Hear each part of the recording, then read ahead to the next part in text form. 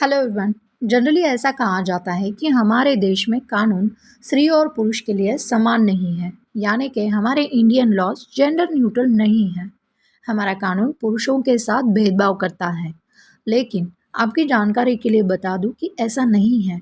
पुरुषों के लिए भी कानून है, और अगर आपके साथ किसी भी प्रकार का अन्याय, अत्याचार या डोमेस्टिक वायलेंस, सेक्सुअल असॉल्ट हो रहा है तो आपको गुनहगार के अगेंस्ट कानून सहायता करता है। शायद आप अभी मेरी बात से सहमत नहीं होंगे। आप कहोगे पुरुषों के साथ तो rape, sexual assault, domestic violence, physical, mental harassment जैसे क्राइम बहुत होते हैं, लेकिन उन्हें न्याय नहीं मिलता ना। तो पुलिस तो बस औरतों की मदद करने के लिए है, लेकिन ऐसा नहीं। पुरुषों के लिए भी कानून बनाए गए हैं।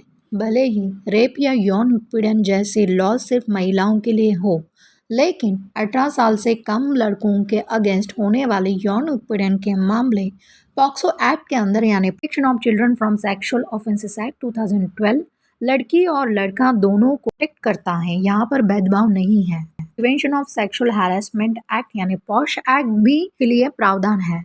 जहाँ तक बात है कि डोमेस्टिक वायलेंस की, तो इसमें भी महिलाओं की तरह पुरुषों को भी किसी भी तरह की डोमेस्टिक वायलेंस यानी फिजिकल, मेंटल हैरेसमेंट के लिए आप कंप्लेंट दर्ज कर सकते हैं। इसके साथ ही अगर आपके अगेंस्ट फॉल्स 498 ए केस किया गया है तो आप उसके अगेंस्ट भी परजुरी, डिफेमेशन यानी मानहानि जैसे, क्रिमिनल कॉन्स्पिरेसी जैसे केसेस कर सकते हैं।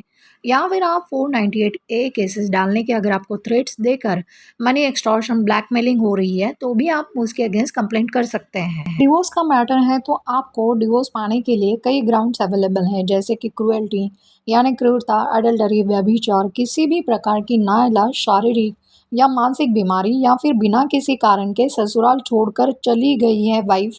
ऐसे कई सारे आधारों पर आपको तलाक लेने का अधिकार होता है। साथ ही में हिंदू मैरिज एक्ट के अंडर मेंटेनेंस का अधिकार होता है, बशर्ते आपकी पत्नी नौकरी करने वाली होनी चाहिए। अगर शादी से आपको बच्चे हैं तो उनके कस्टडी और विजिटेशन राइट्स भी आपको मिलने का पूरा अधिकार है। अगर आपकी खुद की कमाई हुई प्रॉपर्टी है तो उस पर भी आपका अधिकार रहेगा। पत्नी को उसमें अधिकार नहीं मिल सकता है। इस तरह से कानून ने कई अधिकार पुरुषों को दिए हुए हैं। आपको ज़रूरत पड़ने पर आप इसका उपयोग कर सकते हैं।